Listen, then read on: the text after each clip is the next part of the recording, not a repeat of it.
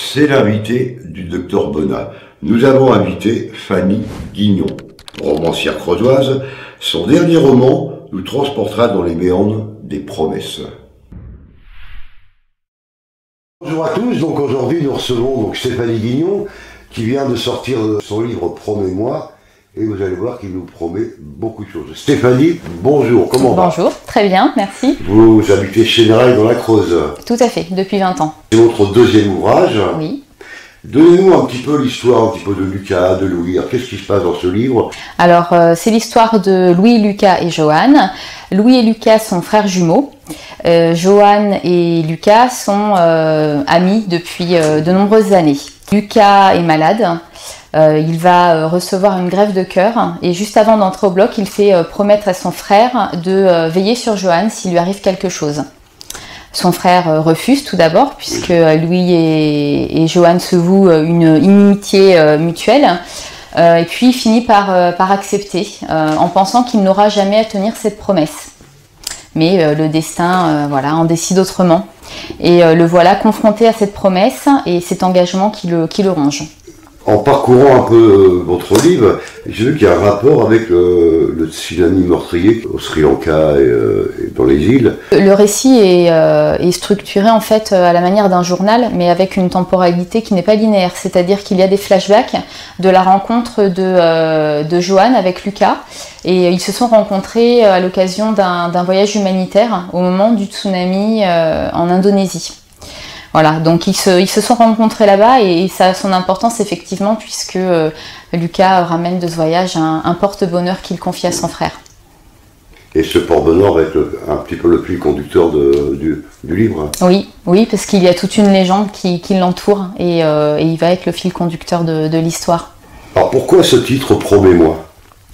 Parce que c'est un peu ce qu'on peut attendre d'une personne justement quand on a un engagement et qu'on souhaite que cette personne le tienne à tout prix. Et c'est deux mots qui peuvent changer une vie finalement quand on tient cette promesse. C'est un roman qui est autobiographique ou une fiction complète? C'est une fiction complète. Alors bien entendu, ceux qui me connaissent retrouvent dans les personnages des traits de caractère des personnes qui m'entourent. Je pense que j'ai pioché justement dans mon entourage différentes manies, différents traits de caractère, mais sinon c'est une fiction. Alors le premier roman donc s'appelle Il sera une fois. Et c'est l'histoire d'une jeune femme qui essaie de se reconstruire après un drame familial. Elle a perdu son mari lors d'un accident de voiture et cet accident a laissé sa petite fille dans le coma. Et pour se reconstruire, elle déménage parce qu'elle supporte plus la maison où elle vit et qui est remplie de souvenirs. Et elle arrive dans un petit appartement sur Guéret. Et dans cet appartement, elle trouve le journal intime d'une ado écrit 12 ans plus tôt, jour pour jour. Elle n'y accorde pas vraiment d'importance et puis un soir elle décide quand même de lire la première journée de ce journal et elle l'abandonne rapidement et elle s'aperçoit finalement qu'en lisant une journée dans ce journal, elle a reculé elle d'une journée dans le temps et donc elle peut réécrire son histoire. Donc voilà, mais c'est pas sans conséquence.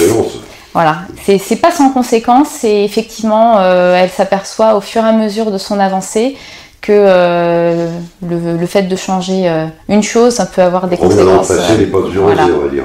Exactement. Comment vous viennent ces idées d'écriture de ces sujets? Alors, je pense que pour écrire, il faut peut-être avoir une part de folie, peut-être, oui. J'imagine. Mais finalement, c'est un peu comme lorsqu'on va au cinéma et qu'on voit un film et qui s'imprègne et qu'on en garde un souvenir. Moi, je vois pas forcément de film, mais l'histoire... Qu'est-ce qui fait pour vous de déclencher une histoire comme l'histoire de Lucas et Louis? Bon, je peux comprendre, mais l'histoire du premier livre, il faut un déclencheur ou quelque chose. Bien sûr qu'il y a un déclencheur. Je pense que quand on perd quelqu'un trop tôt, on a besoin enfin c'est vrai pour mon premier roman, Il sera une fois, ou même avec Promets-moi, c'est toujours ce besoin de créer du lien, même s'il est chimérique, mais le besoin de garder encore cette personne avec nous. Le premier livre est plutôt autobiographique. Non, c'est aussi une fiction, mais bien sûr qu'il est imprégné en tout cas d'un désir de créer du lien. Et on se dit, bah, si on pouvait vraiment nous réécrire notre histoire, est-ce qu'on le ferait avec les conséquences ou pas?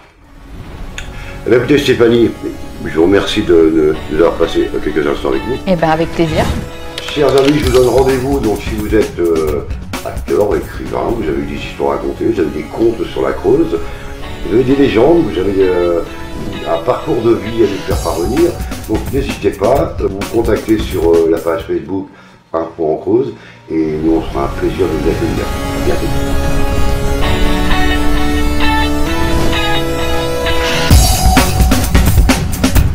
Si vous souhaitez participer lors de l'émission L'invité de la Maison Bonnat, nous vous prions de nous contacter sur la page Facebook Info en Creuse.